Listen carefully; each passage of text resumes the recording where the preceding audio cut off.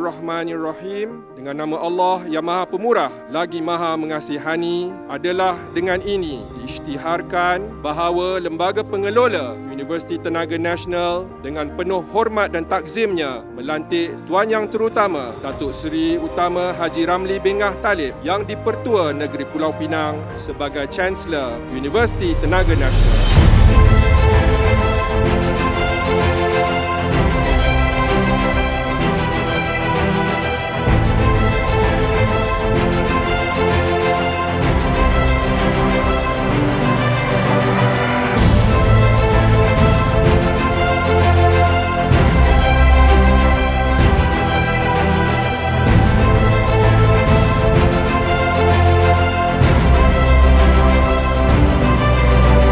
Perarakan alumni masuk ke Dewan. Perarakan alumni adalah sebagai simbol penghargaan serta menjadi inspirasi kepada para graduan baharu untuk terus menyumbang kepada pembangunan industri, masyarakat dan negara.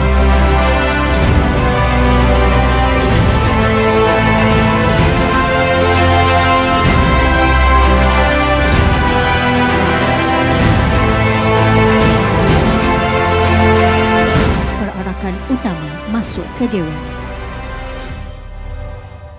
Perarakan Chancellor masuk ke Dewan.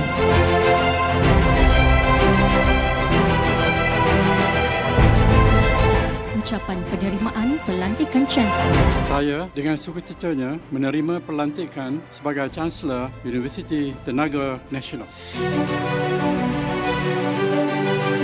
Pengumuman pembukaan Majlis Convocation ke-27 Universiti Tenaga Nasional. Bismillahirrahmanirrahim. Dengan ini diumumkan bahawa Majlis Convocation Universiti Tenaga Nasional kali ke-27 dimulakan.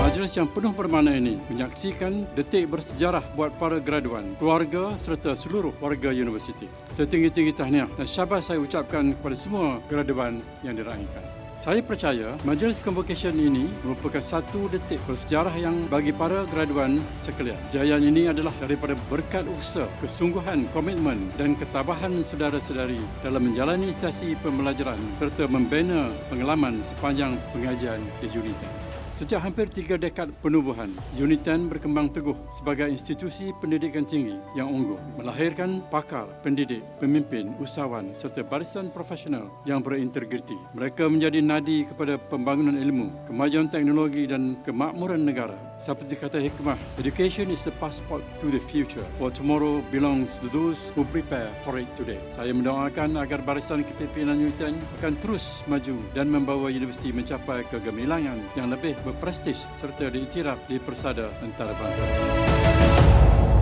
Dengan kuasa yang diberikan kepada saya, dengan ini saya mengunuriakan ijazah Doktor Falsafah, ijazah Sarjana dan ijazah Sarjana Muda kepada graduan yang disinaraikan di dalam Sinarai Graduan.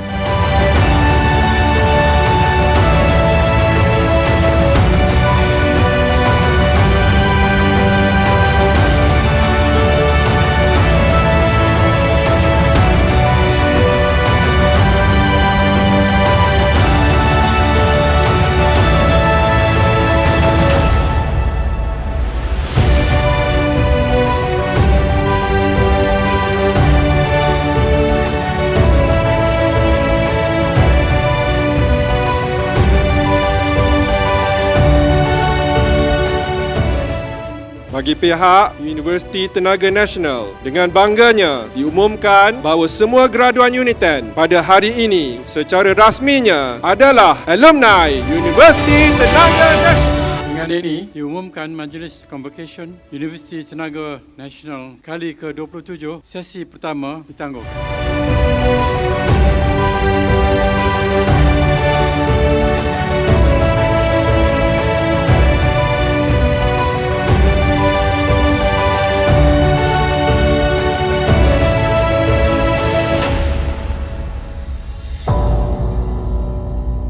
UNITEN sparks the genius in you.